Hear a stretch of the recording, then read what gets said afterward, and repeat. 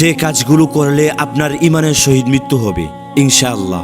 দেখেন ভাই, এই দুনিয়ার মধ্যে যারা আছেন, একদিন আমাদেরকে এই দুনিয়া ছেড়ে অন্ধকার কবরে চলে যেতে হবে। এই দুনিয়া থেকে যারা চলে গেছে, তাদের মধ্যে যদি কেউ ইমানের সহিত মৃত্যুবরণ করে থাকে, তাহলে সেই হচ্ছে আসল প্রকৃতপক্ষে একজন সফল মানুষ। ইমাম গাজ্জালী রহমাতুল্লাহ আলাইহি বলেছেন, সফল তো ওই ব্যক্তি যে ব্যক্তি এই দুনিয়ার মধ্যে থেকে ইমানের সহিত মৃত্যুবরণ করেছে।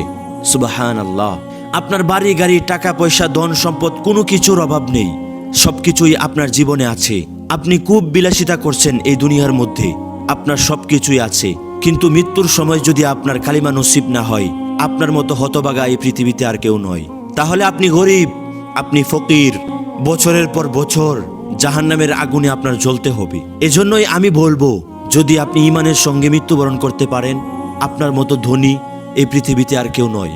ইমানের সহিত মৃত্যুবরণ করার জন্য কোনো হাদিস বা কোনো দোয়া বা কোনো আয়াত, এরকম হাদিস শরীফে কিছুই নয়।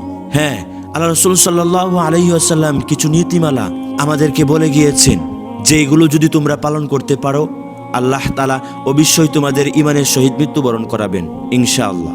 তার মধ্যে প্রথম নাম্বার হচ্ছে আপনি আপনার চোখকে হেফাজত করে রাখা। আপনি যদি আপনার চোখকে হেফাজত করে রাখেন, আপনার চোখের গুনাহ থেকে নিজেকে বিরত রাখতে পারেন, দেখবেন মৃত্যুর সময় আপনার কালিমা নসিব হবে ইনশাআল্লাহ। 2 নাম্বার হচ্ছে আপনি আপনার জিহ্বাটাকে সবসময় জিকিরের দ্বারা তরতাজা রাখেন।